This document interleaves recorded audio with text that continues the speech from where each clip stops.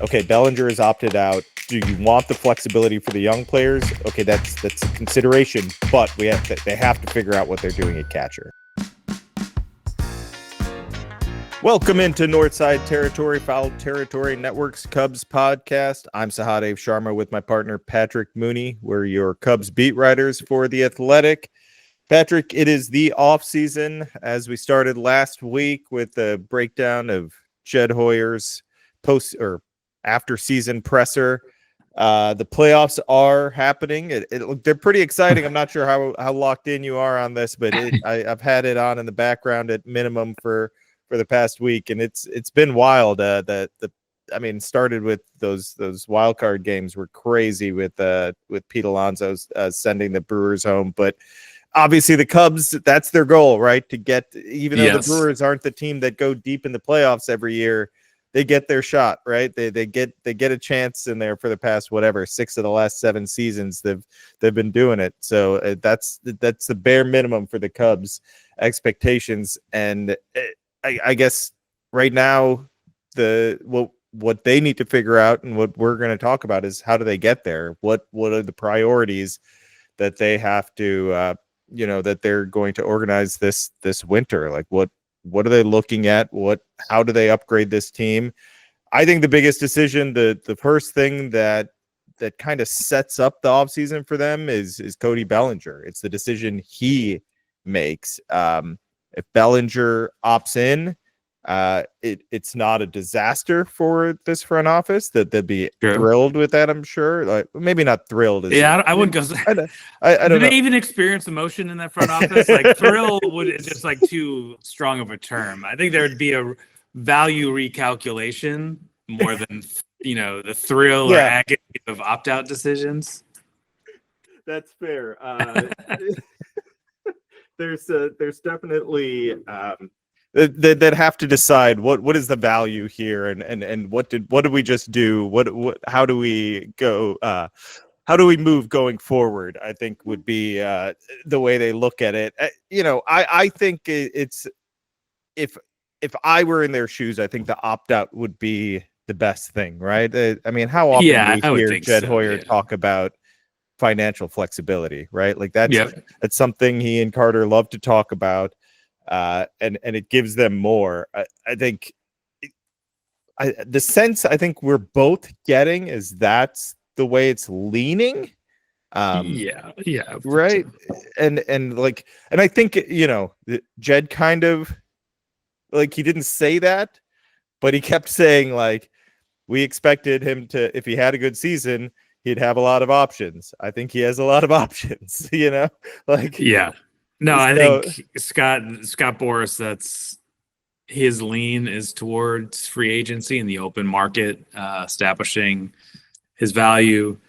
I think on balance, it was a good season, and the Cubs kind of look at those Boras, pillow opt-out contracts as, if the player returns, it means something went wrong. And Bellinger finished the season healthy and productive. His age, versatility still line up. And I think having that distance from his last 2 years with the Dodgers is important as well.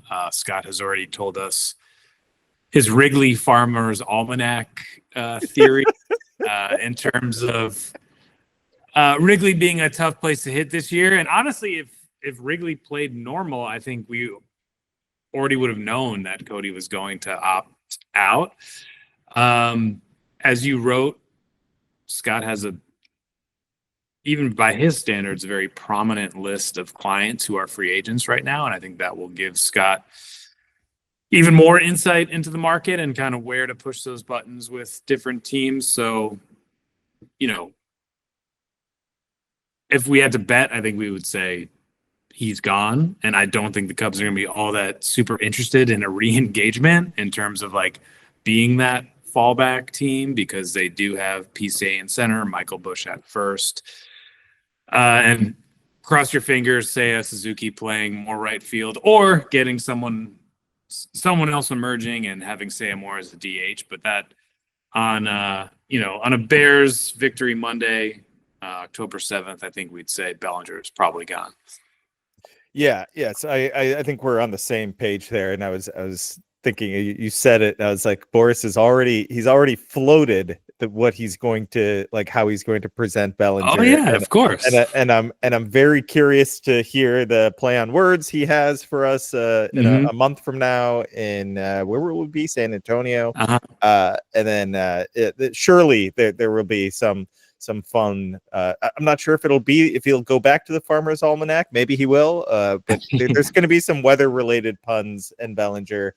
And you're right. Like the numbers were kind of jarring when Jed pointed them out, and then I looked him up and confirmed them. I was like, wow, that's a pretty jarring difference between last season and this season at Wrigley Field for Cody Bellinger. I do think there's something when we talk about him opting out.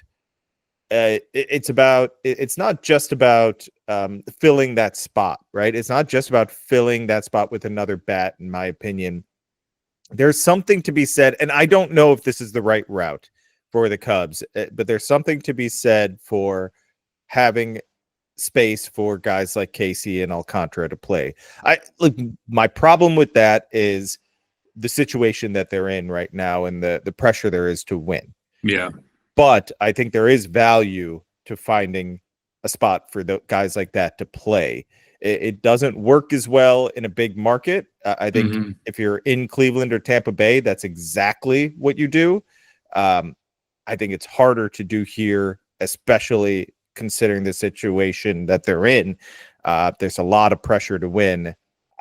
But it may those are the types of things that Cleveland's allowed to do without the media pressure and the market pressure. And then they have seasons like they just had with a bunch of guys that majority of us haven't heard of until midway through the season. And we're like, this guy's having a good season. Who are these 6 relievers that nobody's ever heard of?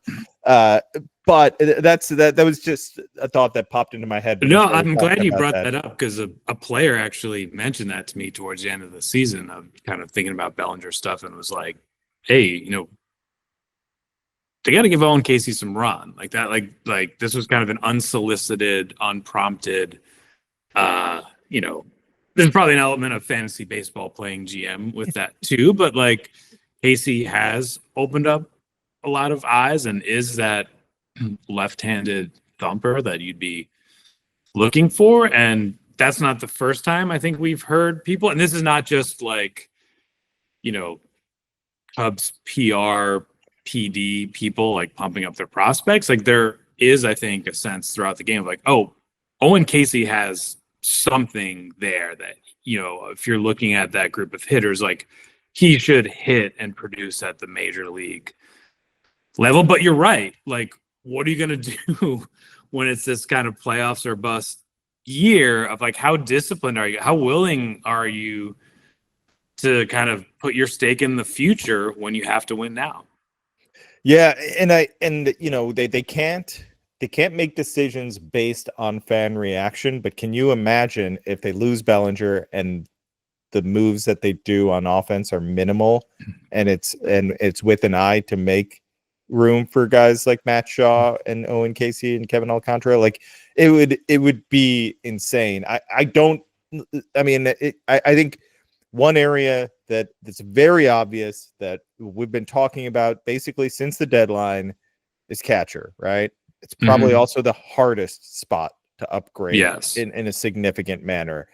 I think if you can do that, right? If you can significantly upgrade there and get someone like Logan O'Hoppe, Cal Raleigh from Seattle. I'm just throwing out names of guys of teams that have young catchers that could maybe hit the market, like trade market. I think O'Hoppe is a very big long shot to hit the market. Cal Raleigh, I don't know. I don't know what Seattle wants to do. I don't know how they view. I believe it's Ford.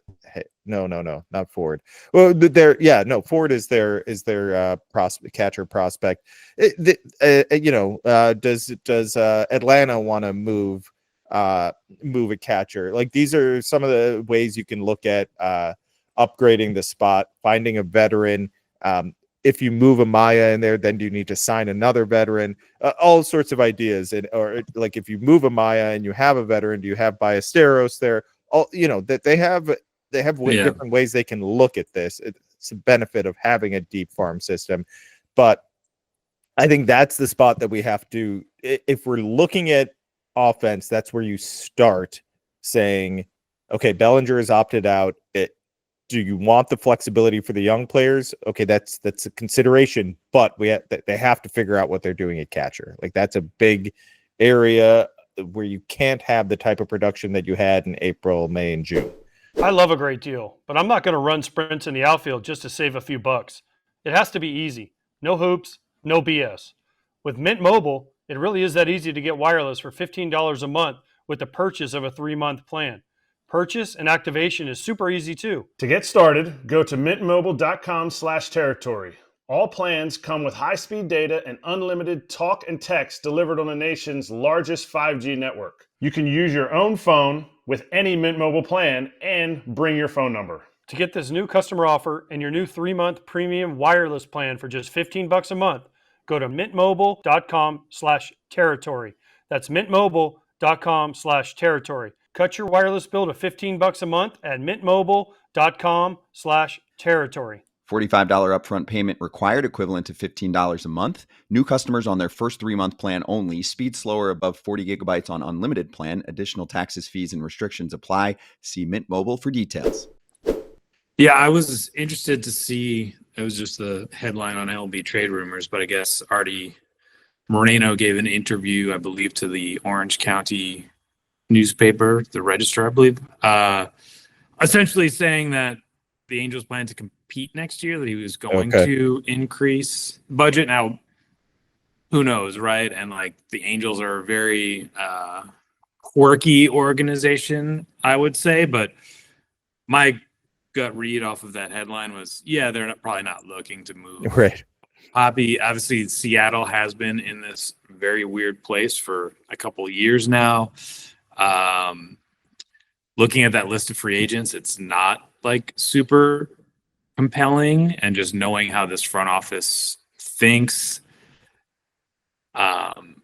even going back to kind of Wilson Contreras' free agency, right? Like, catcher is not an area where they want to sink like long-term dollars into anyways, but if you do create more of a lane for the Caseys of your system, then you still have to wield those dollars that are coming back to you. And I would imagine maybe you just go bigger in the rotation, and maybe you take more risks in the bullpen to get a little more certainty on the front end. And you had a good piece up on The Athletic this past weekend of all the Cubs fans complaining about the bullpen. Like, they're going to do the exact same thing for the most part this offseason. Now, there is some wiggle room within that, but what's kind of your read on where they're going in the bullpen for 2025?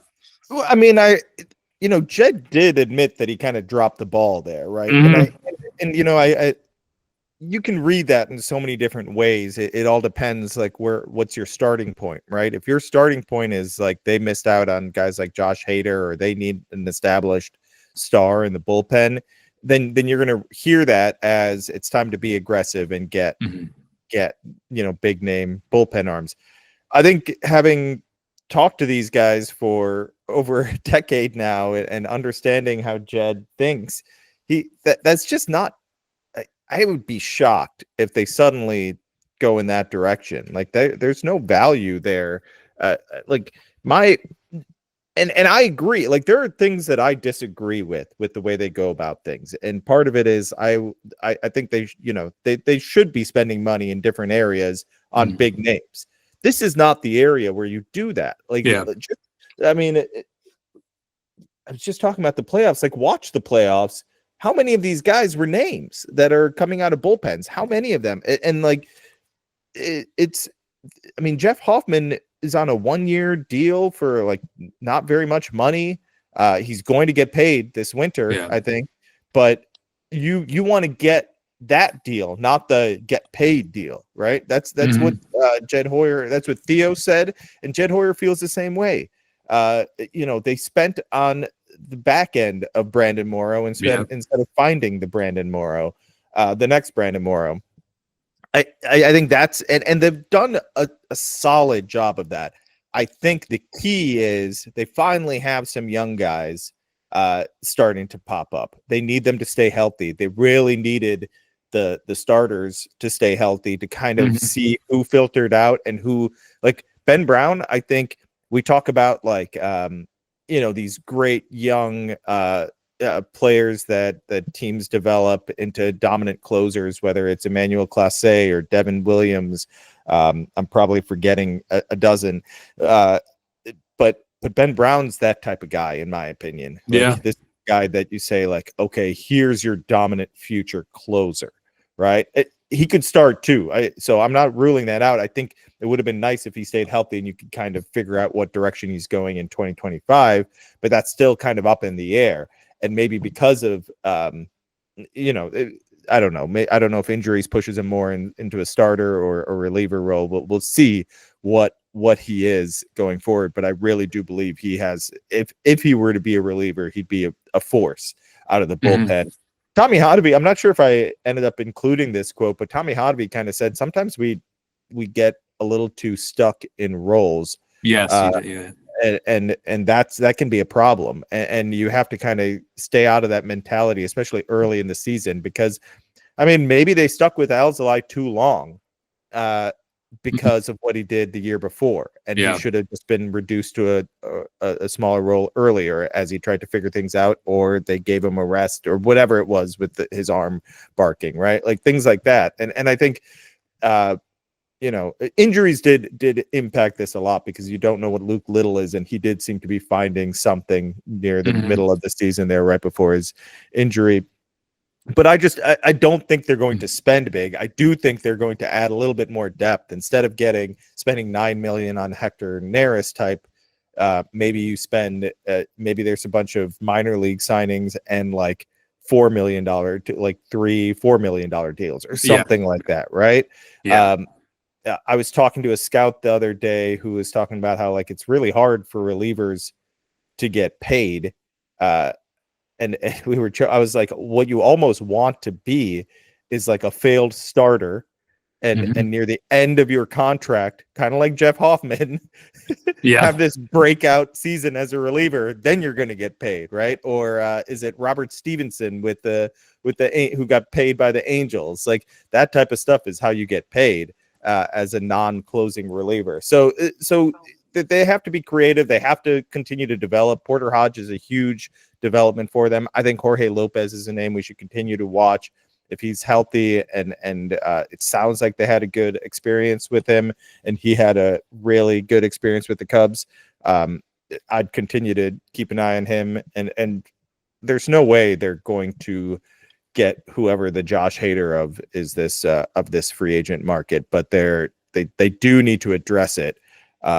And just be aggressive and thoughtful with how they do it. One other thing, I believe by Fangraphs WAR, only 4 of the top 25 relievers in baseball are on multi-year deals that pay them over $5 million a year. Wow. Like it's just not the way teams do it. Like no smart team is doing that. No smart team is going out there. Like the Padres were a little aggressive with their bullpen, right? Yeah. But they also and they went out and got 2 studs at the deadline too. So I get it. I think going out at the deadline when you're competing makes a lot of sense to be aggressive and probably pay a little bit more than you want to prospect wise. But that's when you're competing, and that's at the middle of the season, and it's just how things are done. I think giving out 5-year deals to relievers is just not a thing this front office will do.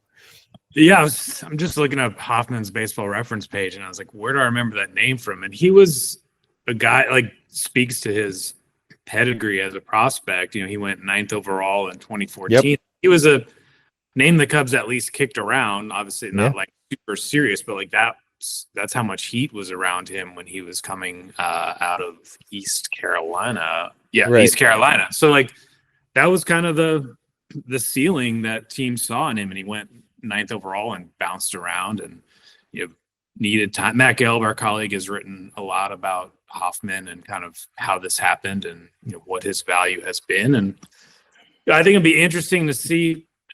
We are in the winter of Craig Counsell. of like he was supposed to be this bullpen whisperer, and Cubs did figure it out. But as you wrote, it felt kind of a lot like the year before of like, took some time. They did not come through at the biggest moments. Council's preservation methods, I think, was appreciated by pitchers in terms of managing for the long haul. But you have basically his guy was the bullpen coach, Darren Holmes, and he's out.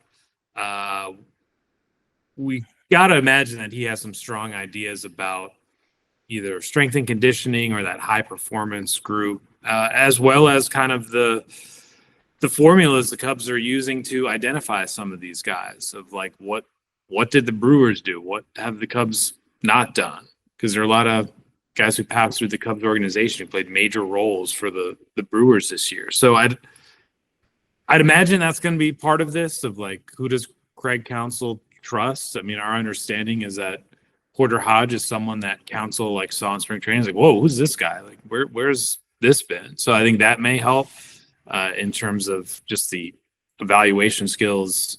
Counsell's talked a lot about process on that end. He could also be, we're not sure yet, right, of like what sort of voice he's going to be this offseason other than it's going to be heard. Like, is he going to be pushing for more certainty and maybe different types of guys, or is his like love of process such that he generally sort of agrees with them, right? I mean, like he's not necessarily thinking they have to go huge in the bullpen, but they could probably do more than they have in recent. Yeah, and I kind of come in like in between on this. Like I don't think you should. I don't think signing Josh Hader makes a ton of sense, right? You got to develop Josh Hader. You got to find a way to have those guys in your system. And again, Josh Hader started as a starter, right? Like a lot of these guys are starters that can't go 5 or 6 innings. So that's part of it. And so signing a guy off the, that gets DFA'd or non-tendered or whatever, that is a starter that you're like, I like his stuff. Let's try him as a reliever. That makes a ton of sense. But I also don't think it's ridiculous to sign a guy to a 2-year deal.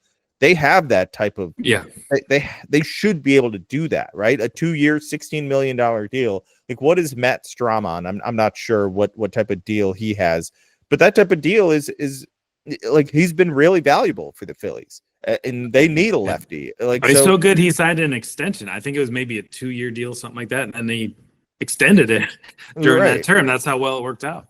Yeah. So, I mean, like these are the types of, I don't think it's crazy to go 2 years and like 16, right? If you find the right guy that you like, I think there needs to be a balance. It's not all scrap heap guys. I do agree with what you're saying there. Like Counsell probably loves that in Milwaukee they were able to do that and find a bunch of scrap heap guys, but they also have to do that out of necessity, right? Yeah, So that's just the way it works there. The Cubs can't, like the whole benefit of going to the Cubs as Craig Counsell, right? Like the whole benefit of Andrew Friedman going from Tampa Bay to LA, David Stearns going from Milwaukee to the Mets. Like there's a reason they do that, right? It's not just because these are bigger jobs and they're getting paid a lot. It's because you can do different things. And didn't Counsell say that in his introductory presser? Yeah. Like, so like you should be able to do different things. Now there may be some frustration that they don't. Just maybe some frustration, and I'm not saying we know that with Counsell, but maybe perhaps all around. Like I think they'd like to act like a top 5 market instead of just a top 10, the bottom of the top 10 market, right? And there's a big difference in that, like probably like 30-40 million a year, and that's the way this front office works. It's a lot of different players that you can do different things with. So I do think there's a mix there. You don't just go like searching for the next secret bullpen arm, and it's not. Sometimes I feel like front offices can get too cute with this. They can. It's like, how do we outsmart everyone else by getting 6 league minimum guys and 3 of them work out? Yes. There's other ways to do it. I like that, right? I like that they found Ryan Tepera and Chris Martin and taking, like, it's smart to identify those guys. Like, hey, we have Tommy Hotovy who's really good at identifying these things, and he thinks he can do this, and this with these guys. Let's sign Chris Martin, and they got Chris Martin paid. They got Ryan Tepera paid. They get these guys paid.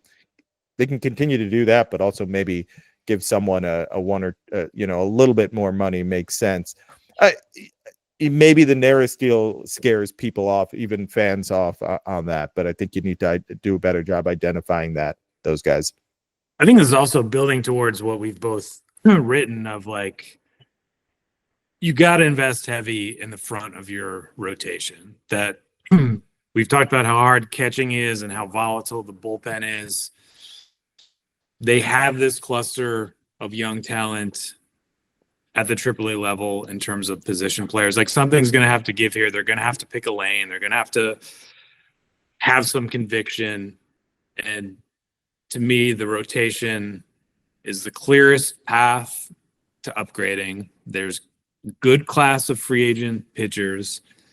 The Hotovy pitching infrastructure has been pretty good in this area at identifying, the right pieces, whether it's Shota or Tyone. And so, like, if you sign a guy who slots in to where, like, Shota's a third starter, or Tyone's a fourth starter, like, that's pretty good. And then there's that just kind of domino effect of, you have more guys available to pitch out of your bullpen. You have good depth at AAA Iowa. Your pitching staff, the first guy to the last guy, is just a lot better, more connected, gives counsel a lot of options. So I think that when we go to the GM meetings next month in San Antonio, I think we're going to be all over the starting pitching options and, like, who fits their criteria. And that's a process that I'd imagine is kind of, if it's not fully underway, it soon will be. Certainly those early offseason moves or early offseason kind of brainstorming has got to be happening now. Yeah, no, I 100% agree there. The more we listen to people talk and the more I just kind of look at how they may have to build things. And that's part of why I said what I said about the offense and the position players, because I expect them to be pretty aggressive with starting pitching. It just may make the most sense with, and you can get creative with the trades too there. Like, I haven't fully looked at guys that are on teams that like to trade starters, like like at Tampa. I haven't fully looked at what Tampa's doing, right? Like, they're a team that's going to trade. They probably have a guy about to hit ARB that makes perfect sense for the Cubs, right? Whatever that is, teams like that try and take advantage of that. And this is where, if you're not going to spend the $30 million a year type money, then at least leverage your big market money in some fashion, and that's taking advantage of the small market teams by taking their expensive quote unquote players.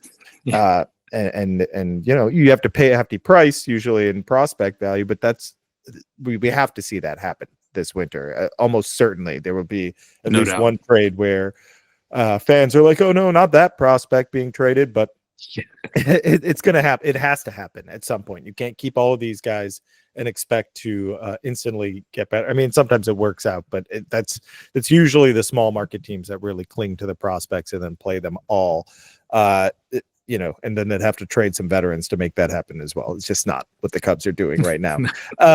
So yeah, I'm curious to see the starting pitcher is going to be. I agree with you. We're going to have to really dig in on that. I think Max Fried is a name that you wrote about. I think he makes sense and he's really interesting. And you're absolutely right. You push if Jameson Tyone is your fourth starter entering next year, and I don't care, like, whatever order it is, Shota, Steele, and free agent, whatever order that ends up being, whoever's the 1, 2, or 3, like maybe they're all close in value. That's what you want to get to. I think if you do that, that's probably going to be our primary focus, what we focus on. And I think it may be like what they're really digging in on. And then you accomplish that. That's a really good first step in getting this team 5 more wins or whatever else, Mhm. whatever you're trying to do for next season. So I think we're on that. That's what we believe. I think they've made that pretty clear with some of the ways they've talked about it. Mhm. So that's my expectation there. And then you find a catcher, and then whatever unique trades they come up with, smaller signings with the relievers, whether it's mid-tier or just, things we don't even notice until June. It's like, oh, this guy's awesome. How the hell did they get him? That type of stuff always happens for most teams. So we'll see what it is. I think starting pitching is going to be really fascinating, and I wonder if it is one of the first dominoes to fall. That's still 2 months away, though, which is crazy to think. Like, we've got some time before the action really starts. But about a month from now is when you and I will be wrapping things up in San Antonio, and I think that will be the start of it all for us as far as what direction they're going and how aggressive they're going to be. We'll get a good feel. Start to get a good feel for that. At least we don't have to worry about a new manager popping up out of nowhere. Like nightmare flashbacks landing at the GM meetings after last year. Wild. We'll have to do a 1 year, certainly a 1 year anniversary look back on the capital hire, because that was an out of nowhere one. Yeah, that was wild. All right. Thanks so much for listening. We will come back at you later this week with another episode. This is Northside Territory. Make sure to subscribe, rate, and review. Subscribe to the YouTube channel, please. That'd be really helpful, as well as subscribing to The Athletic, where Patrick and I will have you covered all off season. Thanks so much for listening, everyone. We really appreciate it. Take care.